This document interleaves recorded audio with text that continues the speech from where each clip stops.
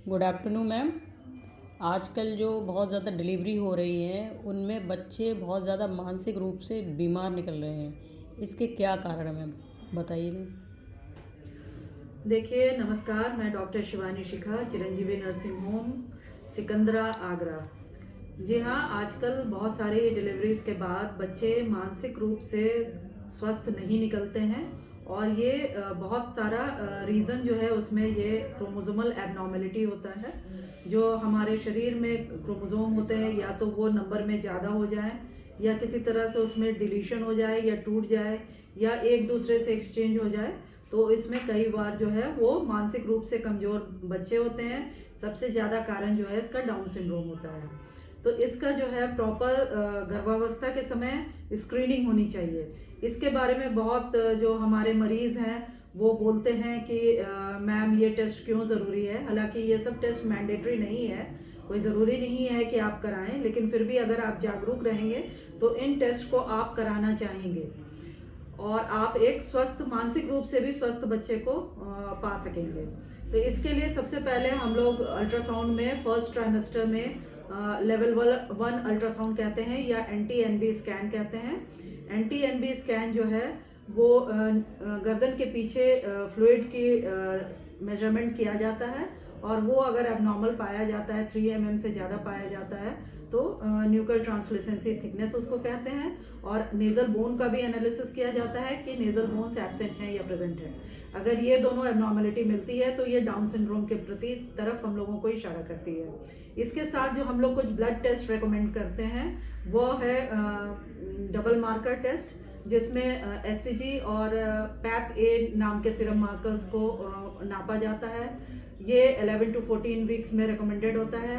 अगर कोई double marker test miss कर जाता है तो ट्रिपल मार्कर टेस्ट और क्वाड्रुपल मार्कर टेस्ट होता है। ट्रिपल मार्कर टेस्ट जो है जनरली 15 to 18 वीक्स में होता है और क्वाड्रुपल मार्कर टेस्ट जो है 15 to 22 वीक्स में होता है। इसमें भी कुछ सीरम मार्कर्स का एनालिसिस किया जाता है, जिसमें मेनली SCG और एस्ट्राडियोल और अल्फा फिटोप्रोटीन रहते हैं ट्रिपल मार्कर में, और क्वाड्रुपल मार्कर में इसमें इनिबिन A जोड़ दिया जाता है।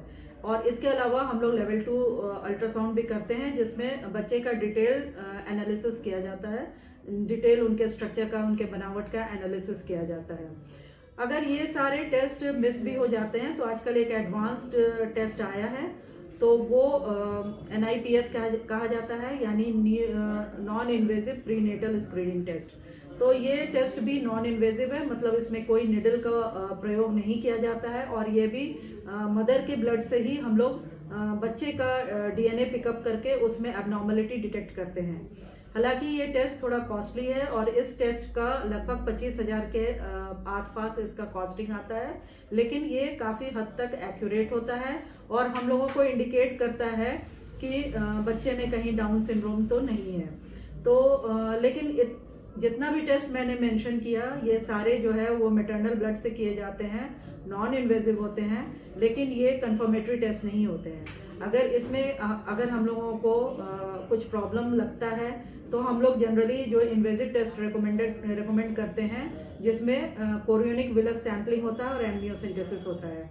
लेकिन चूंकि ये इन्वेजिव टेस्ट होता है तो इसमें कुछ कॉम्प्लिकेशंस हो सकते हैं जो हम लोग एक्सप्लेन करके, मरीज को एक्सप्लेन करके और कंसेंट लेके ही कर सकते हैं। तो इसलिए मैं आप लोगों को ये टेस्ट के बारे में जागरूक कर रही हूँ। बहुत सारे हमारी गर्भवती महिला इनके प्रति जागरूक नहीं है, वे नहीं समझती हैं। उन्हें लगता है, जो मैं अपने OPD प्रैक्टिस में फील करती हूँ, कि उन्हें लगता है कि ये सब टेस्ट व्यर्थ में ही लिखे जा रहे हैं। तो मैं उनको यह मैसेज देना चाहूँगी कि ये टेस्ट व्यर्थ के नहीं है, ये मैंडेटरी नहीं है, लेकिन अगर आपको पॉकेट अलाउ करता है तो ये टेस्ट जरूर कराना चाहिए, ताकि आपको एक मानसिक और शारीरिक रूप से स्वस्थ बेबी मिले।